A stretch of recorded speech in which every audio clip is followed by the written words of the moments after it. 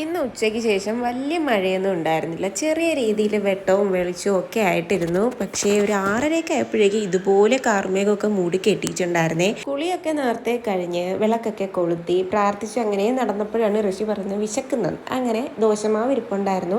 രാവിലത്തെ മസാല ദോശയുടെ ബാക്കി മസാലയും ഉണ്ട്. അങ്ങനെ ഒരു മസാല ദോശ ഉണ്ടാക്കി അവന് കൊടുത്തു. അച്ചാച്ച അവന്മാർക്ക് കളിക്കാൻ എന്തൊക്കെയോ സെറ്റാക്കി കൊടുത്തു. അങ്ങനെ അവിടെ ഭയങ്കരമായ കളി നടക്കുമായിരുന്നു കേട്ടോ.